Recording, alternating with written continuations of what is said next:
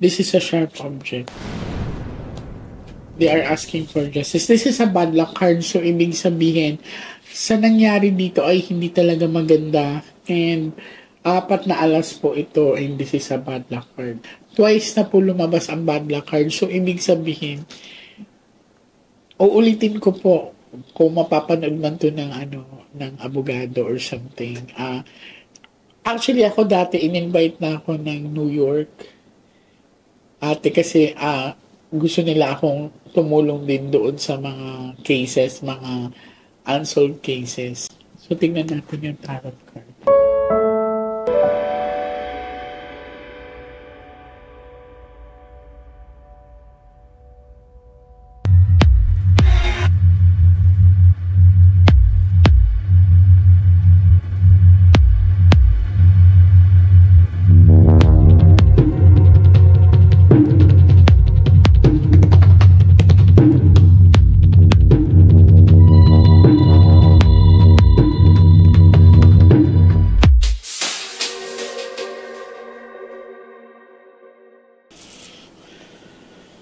Cut the cards into 3.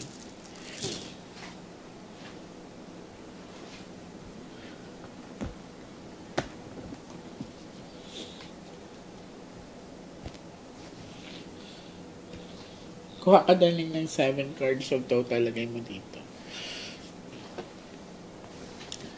Huwag ka magmadala.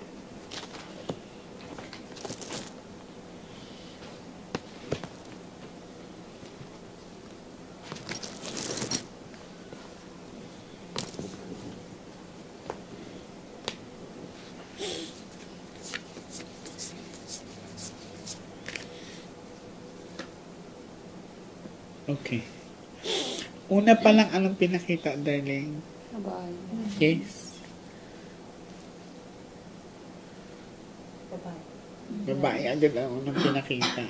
So, same sila nung sinabi nung yan. Ano pang nakikita nyo? Parang tabi po. Yes. Tabi po. Exactly. Yeah, basta, this is very clear na ang una niyang pinakita, babae, tapos gabi. So, nag-instruct talaga na gabi, madaling araw, mga ganyan. Okay. Tingnan mo ang kasunod. Ano kasunod nung? Okay. Ano sila ngayon? Yes. So, kung a-analyzein mo, kunwari, ito yung bahay. So, binivisualize na saan saan dadaan. Yan. Oo nga, no? Makikita nyo naman eh. Parang yung babae nag-iisip din. Yes, exactly. Makikita nyo sa ano nila. Sa pictures nila. O, babae pa rin. Okay, pinag-isipang mabuti. Look. No? So, pinagplanuhan talaga siya. Hindi siya yung tipong one-stop shop na sige, tirahin natin to. Hindi. Kung mapapansin niyo, mas more on pinag-isipan talaga mabuti. Emperor. So, maaring kapamilya nito. Ito na yung kapamilya ninyo.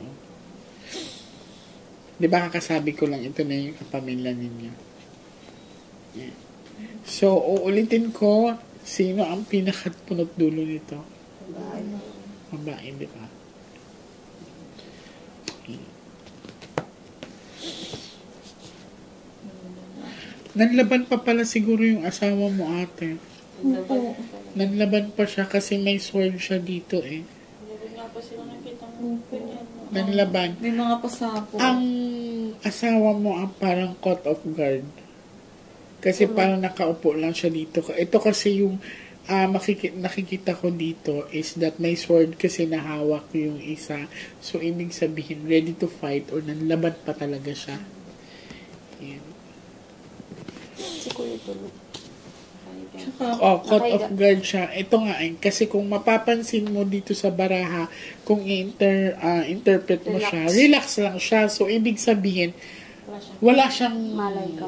kamalay-malay sa pangyayari. Hindi kagaya kay kuya na nakuha pa niyang protektahan or manlaban talaga. Just not like this one sa isang lalaki dito na talagang kalmado lang siya. Ibig sabihin, Tsaka isang matanda, isang bata. yes, corrected by.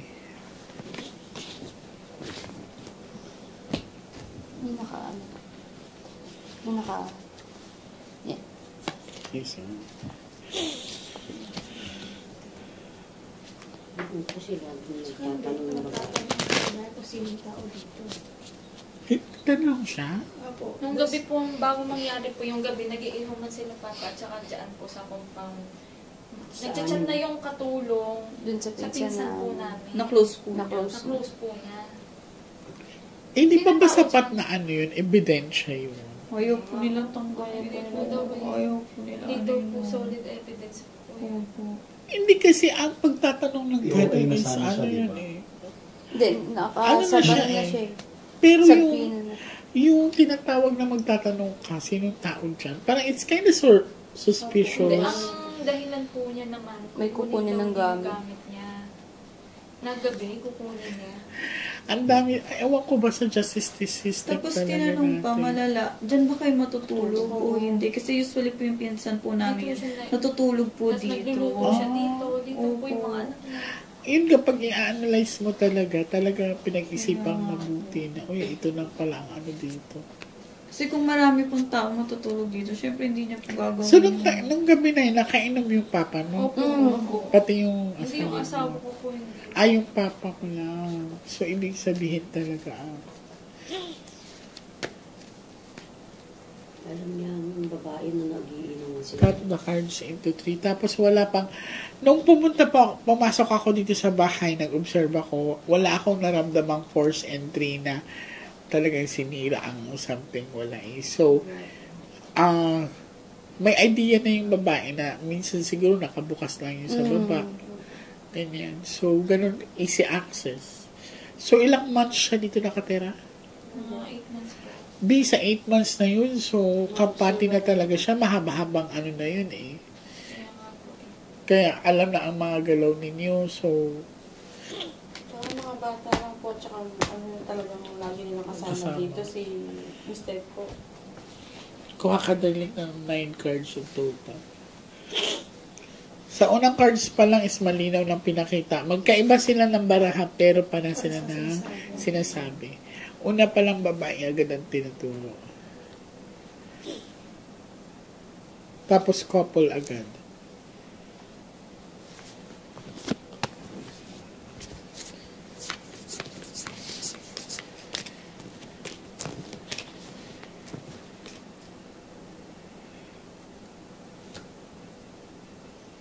Uy, may pagpiring, pagtakip sa mga mata.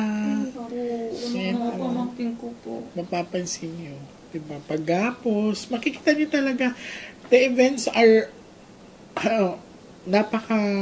nakakatakot, napaka-dreadful na ginawa sa kanila. Kasi ito ay tinatawag na paggapos, pagtakip sa mga mata. Oh. Nanlaban pa nga talaga yung asawa mo, te. Kasi kung mapapansin mo dito, ay may Tiger 8. Tapos ito talaga, nakamanman na pala talaga to. So, yes po, itong guy na to, kung i-interpret mo tong baraha ha, kung i-interpret nyo mabuti. So, nasa madilim, may hawak na sulo. Parang ganyan. So, kung i-interpret mo din siya, lion, tiger, or whatsoever, ready to attack. Nakukuha yung ibig sabihin Yes, ng po. baraha. So, kung ano ang instruction pala, itali ang mga dapat itali. So, ibig sabihin, I can say na yung mga bata ito. So, ano pala, naka-observe na talaga to. Ready to attack. Kaya nakuha man laban siguro ng partner. Okay, dogs. Man's best friend. So, Nakawala po siya ng time na yun eh. Alas Mga aso 9 po namin. ng gabi. dapat ano ang aso ang, kung nandito yung aso, siguro makakaligtas kayo. Ay, makaligtas sila. Joseph, isang oras po Kasi niya man's ang best gusto friend to eh. So, isa sana to ano. So, sino nagpakawala sa Wala aso? po. Nakawala po daw siya nakawala lang pusa. siya pusa. Usually po. Nung Opo. araw na yun. Usually po, kung si Tito, ano po, na namalay na nawala, hindi, ahayaan na lang po niya. Kaso po, nandun po yung pinsan namin. Isang oras niya pong hinahabol-habol niya bago niya nakuha. Pero that time po, kinulong nila. Ano po, Kinulong po nila yung aso po. Usually po, hindi po nila kinukulong. Ngayon, that time po, kinulong po nila.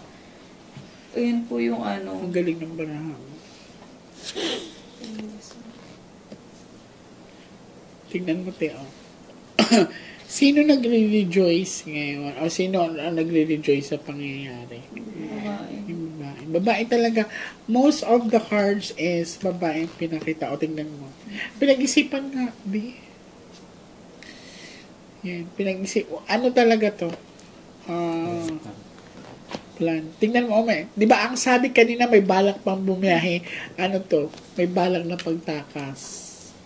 Or pag-alis. Yan. Hindi siya pwedeng umalis. Pera. O, tingnan mo. Justice, makukuha niyo yung justice. Thank you, Lord. Look at the card. Look at the card, darling. Ito na lang ang ibibigay ko sa inyo. Ito ang regalo na makukuha ang justice ninyo, darling. This is, alam mo kung ilan yan?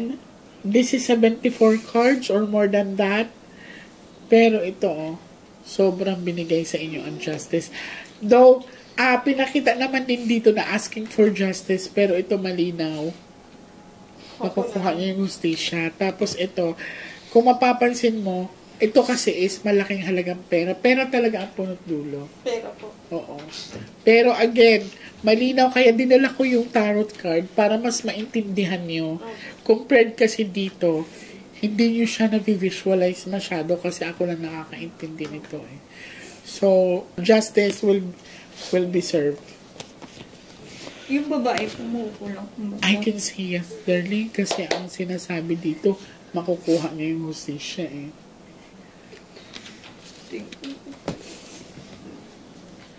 Alam niyo, nung namatay po sila, alulong po ng alulong yung Yung aso aso. po. May pinakitang aso dito eh. Kaya ulit siya.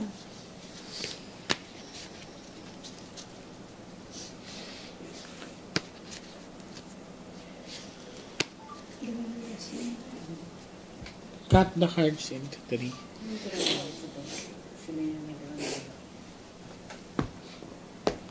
Kasi yung aso po namin malaki eh. Ano? Anong lahi ni Jasmine? Spider at saka Diyan po. Malaki yun. Sobrang So, laki. kung magnanakaw ako at makita ko yung aso, syempre matatakot ako. Bibi. Ang pinakita nga dito, di ba? Kung nandito yung aso, Maano po yun. maano pa nila? Tsaka Sasave mag-iingay. pa. Mag-iingay yun. Kuha ka ng last 8 cards.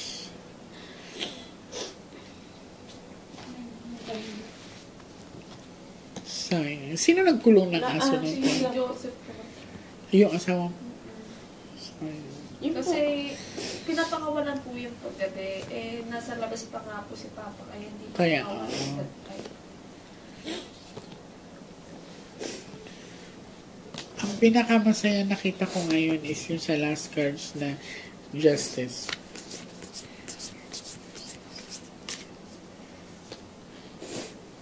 Ano? Ito na lang ang ipapakita ko sa inyo.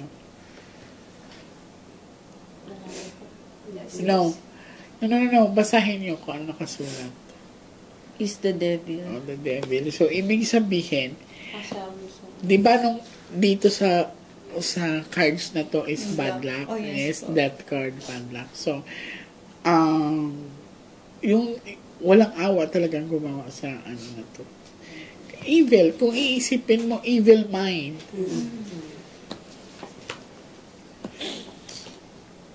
Oh. Bumalik ulit. Again, uulitin ko sa inyo, this is 70 plus cards, pero bumalik ang pinaka-main, ano. Puro babae. Kung iisipin mo din, Okay. Nag-uusap na pala talaga sila. I'll explain it to you guys kung paano ko naiintindihan. Okay. Wala kayong napansin sa baraha? Yes, puro babae. Ngayon, ipapaintindi ko sa inyo ha. So, ito ay evil mind. Yan. So, ang pinakapunteriya pala talaga is yung asawa mo. Ito, di ba pinakita ko sa iyo? Parang ano lang. Kanina. Yung galit na sa'yo. Exactly. Ang pinakapunteriya, di ba, lumabas to kanina. Kinilabutan ako kasi mas lalong luminaw ang intensyon na kaya siguro may pasa si kuya, narinig niya siguro ang pangyayari. Kaya nadamay siya. Basta ang evil, kumbaga, kung ako, I have this evil mind, ang is yung partner mo. Then ito yung babae. Tapos ito, explain ko isa sa inyo ha. Ano ba ang ibon dati? Yan po yung mga message. Yes, messages. Di ba? Ang mga ibon dati, tinatali yung message. So, sino nagpadala ng mensahe? Babae. Exactly. So, ito, kung i-connect mo rin siya, nagpadala ng mensahe na pag-aralan ng mabuti. Naintindihan niyo ang sinabi ng baraha. Yan. Tapos, ito, kung mapapansin niyo, heart kasi to, so walang puso ang babae, pwede rin hanggang ngayon nakukonsensya na siya. Hindi na siya nakakatulog na maayos. Okay. Yan. Hindi na siya nakakatulog na maayos. And, ito, kung mapapansin niyo, ang crow kasi, anong Tagalog dun sa uwak, nakapatong di pa sa lalaki. So, ibig sabihin, kung mapapansin nyo, saan nakatapat ang lalaki? Sa placement. Yes. So, ibig sabihin, they are connected. So, ito, pinag-isipan ng lalaki din ang gagawin. Parang, una against siya. Kasi kung mapapansin mo yung mukha niya, it's like, parang, nag-iisip siya. Kung tutuloy niya ba yung plano o hindi. Pero ito talaga, ang uwak is sign of death na.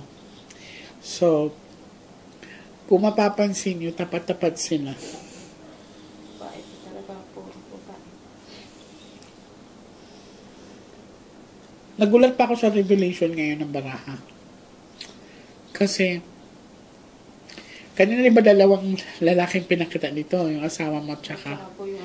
Tapos, yung pinaka-last set of the cards, ang target. Anak ko po.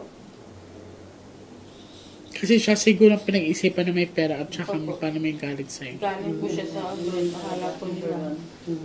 Kakababa lang po mga ganito. Tsaka same din na parang may galit na sa'yo. Kasi, diba sabi na,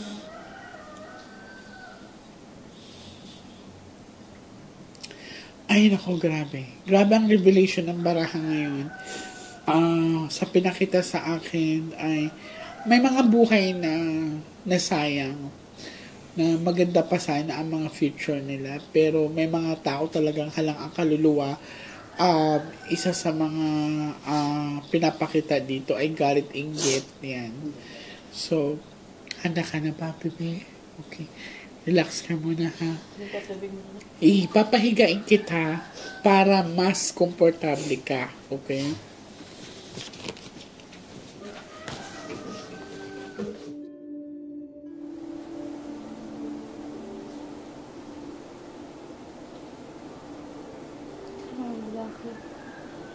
Ilan? 2.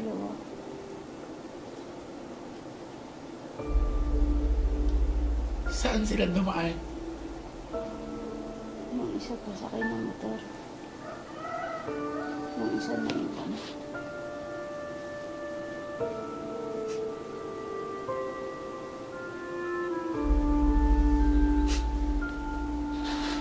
Kaya mo pa? Ano nakikita mo? Madali pero may sinasaksak. Tumba si Papa. Subukan mo hawakan, be.